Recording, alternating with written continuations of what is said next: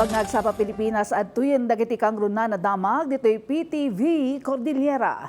Iti Baguio City adu dagiti balay pagabangan nga awanan iti business permit. Nasarugdagasot dagiti naipayan iti closure order. Bayat at 32 permanente anay pasara.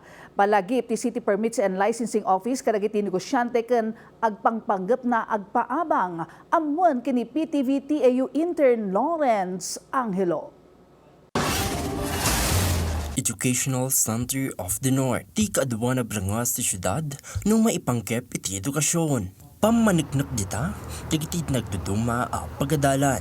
Umadu dagiti estudyante nga agabang, kadagiti establishmento kan balay pagdagusan. Nupay kasta, adulat ta dagiti balay pagabangan nga awanan iti permiso manipod iti lokal a gobyerno. Maibasar iti datos ti Business Permit and Licensing Office ti syudad, duwagasot ken 50 a balay pagabangan, ti naipayan iti closure order. Bayat a 25 iti permanente a naiperkap, iti 32 a barangay. Nagkakaroon kami ng medyo dumadaming numbers ng nagreklamo na walang permit ito, walang permit ganyan. Nag-experience sila ng mga, kumbaga biglang taas ng upa. So, yung mga pupunta sa amin, ang sinasabi lang namin is dapat makitransact sila sa mga legit na may permit na. Gaputa dulata dagiti mga umili ti syudad yaman ang Gindaway na ingat ti panagsukimat dagiti masukman ng opisina iti tungkal pagabangan na balay ken pasday tapno amin ket sumursurot iti pagbentagan. Impetang ti opisina, asaan laang abuwis ken seguridad ti apektado.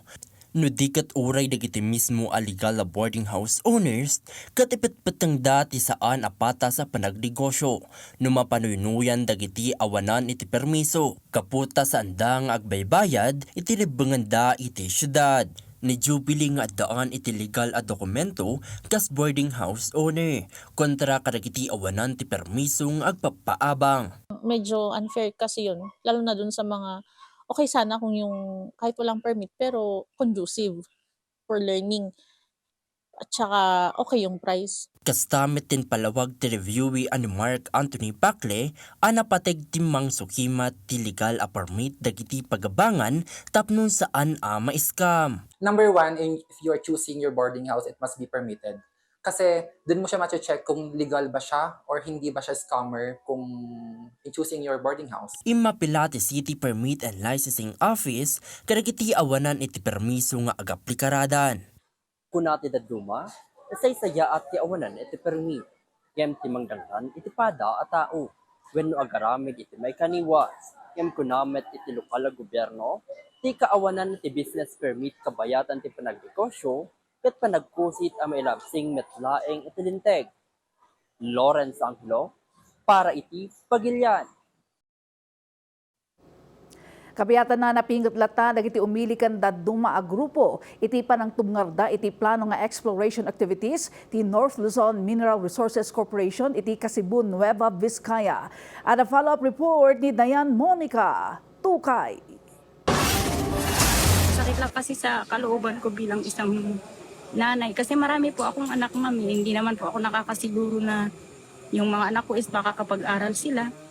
Yung sinasabi nila na yung pag-unlad, naniniwala pa rin po ako, ma'am, na yung totoong kaunlaran is yung safe na lugar at saka yung kabuhayan na pwede nating ipamana sa ating mga anak. Dayta ti sentimento ti maysa nga umili iti Kasibu, Nueva Vizcaya. Iti agtultuloy nga panang tubngarda iti posible a panakituloy ti exploration activity ti maysa a kumpanya ti Minas iti lugar da.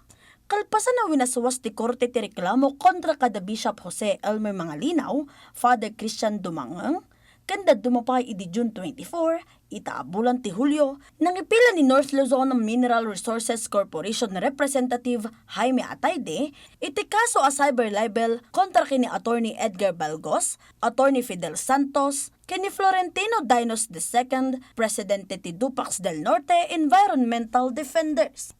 Sigunmet kini Attorney Fidel Santos, abogado ti maysa a grupo kontra iti panagminas iti Nueva Vizcaya, Dagiti lugar ti pauken kakidugan iti ili ti Cebu, Nueva Vizcaya, ket saan nasakupan ti Certificate of Ancestral Domain Title 12, gaputa sigud apasat daytoy ti government proclamation wenno resettlement area sakbay ti panakaypasdak ti kadti ken sakbay ti panakaypaulog ti Indigenous Peoples' Rights Act. Inlawlawag ni Santos agaputa imun-una ti Proclamation 1498 nga may ti Ipralo ken kadti 12, masapol abigbigan ti kadti dagiti makunkuna a prior rights nga adda idi sakbaypay anay deklarat ti ancestral domain claim.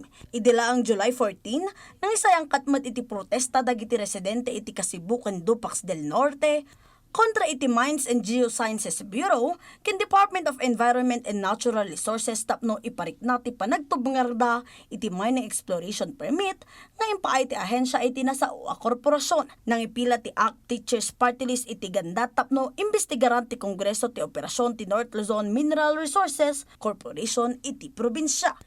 Suportado daytoy ti Diocese ti Bayumbong ken Integrated Bar of the Philippines Nueva Vizcaya Chapter kadua dagiti umili. Aging gaita, agtaltalin na adlata ti panagbantay dagiti environmental advocates ken umili, iti inaramid da abarikada iti naduma-duma apasat ti Cebu, Nueva Vizcaya.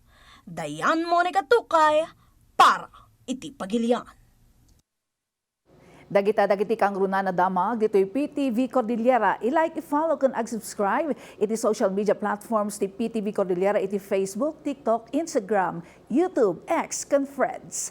Para iti PTV Balita ngayon sa probinsya, siyak ni Ala Sungduan na Ibangalaw.